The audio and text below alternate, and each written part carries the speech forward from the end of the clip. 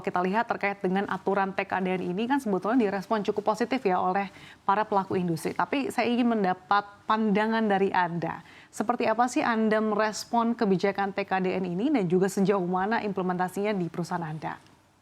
Oke, terima kasih Mbak. Jadi untuk ketentuan aturan TKDN ini tentu berdampak sangat positif ya untuk industri otomotif pada saat ini.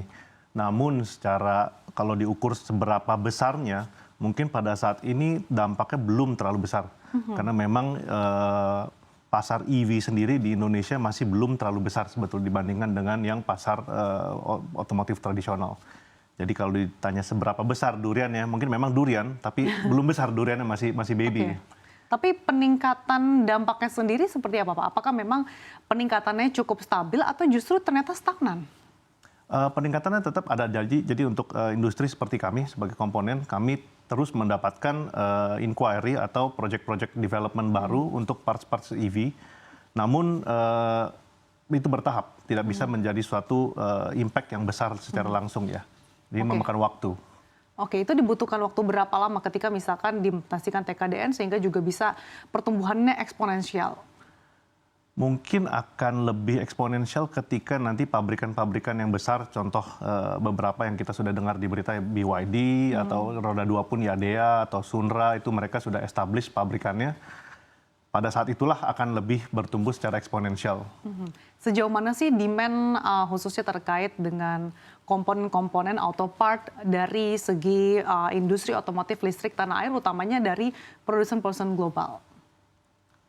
Mohon maaf, bisa tolong diulang sekali? Sejauh mana demand khususnya kepada Bolt sendiri terkait dengan suku cadang atau komponen auto part-nya? Oke, demand untuk produk kami sebenarnya cukup besar. Karena produk kami bisa dibilang cukup universal, jadi dipakai juga di kendaraan ICE atau di kendaraan EV. Jadi pada saat ini permintaan dari kedua industri ini tetap berjalan. Dengan adanya TKDN ini tentu menjadi katalis positif ya terhadap perusahaan kami. Oke, sejauh ini produk-produk yang dimiliki apa saja Pak? Jadi produk perusahaan kami bergerak di bidang komponen otomotif, terutama di parts semacam baut, mur, dan produk-produk sejenisnya. Jadi ada komponen-komponen khusus juga di bagian transmisi, di bagian mesin, bagian rem, bagian suspensi, dan lain-lain. Berarti sejauh ini komponen otomotif yang disupport berarti mostly masih untuk kendaraan tradisional ya? Betul. Secara persentase boleh digambarkan nggak Pak terkait dengan demand dari kendaraan listriknya seperti apa? Pada saat ini bisa dibilang masih sangat kecil. Masih sangat kecil, mungkin masih di bawah 1%. Oke. Karena memang industrinya sendiri belum terlalu besar ya. Kalau dibilang EV produksinya masih sangat kecil dibandingkan konvensional. Selain karena memang industri masih kecil, apakah ada faktor-faktor lain misalkan mungkin terkait dengan insentif atau mungkin secara demand dari industrinya juga ternyata belum setinggi dengan kendaraan konvensional? Saya pikir ini adalah waktu ya. Jadi kami sih lihatnya TKDN ini ketika nanti seiring waktu, ketika aturan TKDN ini meningkat, tentunya demand atas parts seperti kami ini akan meningkat juga dengan dan juga dengan perkembangan pasar yang lebih mature, lebih EV sendiri akan berkembang, ya itu baru akan berkembang seiring dengan marketnya. Nah untuk produk-produk yang perusahaan Anda produce gitu itu kebanyakan memang masih impor atau sudah semuanya diproduksi secara lokal? Untuk produk kami sendiri? Ya. Produk kami sendiri kami 100% produksi lokal. Oke, itu di mana saja Pak lokasi pabrik atau mungkin produksinya? Kita ada 3 lokasi pabrik di Tangerang, di Kapuk, dan di Cibitung. Untuk gambaran kapasitas produksinya? Sekitar 30.000 ton setahun. Oh oke, untuk ketiga pabrik? Ketiga pabrik, betul. Untuk tahun ini mungkin rencananya seperti apa Pak? Ada peningkatan kapasitas produksi targetnya? Tahun ini, jadi kami kan melihat industri otomotif sendiri memang ada slowing down ya di setengah tahun pertama ini. Di roda 4 khususnya slow down cukup signifikan. Namun di roda 2 masih cukup baik, ada penurunan namun tidak terlalu banyak. Oke. Namun pada saat bersamaan kami terus mengembangkan produk-produk baru, jadi kami selalu mencoba untuk lebih baik daripada pergerakan market. Jadi contohnya market turun 10% misalnya, kami biasanya akan bergerak lebih baik, contoh diturun hanya mungkin 5-7% begitu. Oke, pandangan Anda apa penyebabnya sehingga industri kendaraan listrik khususnya tadi roda 4 bergerak dalam tren penurunan? Menurut kami memang faktor ekonomi dunia dan Oke. ekonomi Indonesia secara global sih yang memang menentukan itu ya.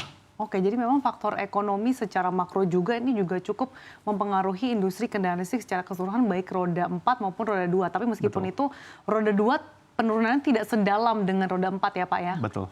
Oke, kemudian harapan Anda, ini kan saat ini kan peraturannya tadinya diterapkan tahun 2023, kemudian bergeser di tahun 2026 dan akan Ya. ditingkatkan lagi di 60%. Ya. Seperti apa Anda melihat rencana ini Pak?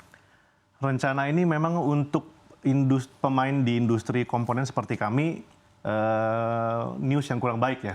Karena kan berarti program lokalisasi produsen-produsen otomotif tersebut dimundurkan.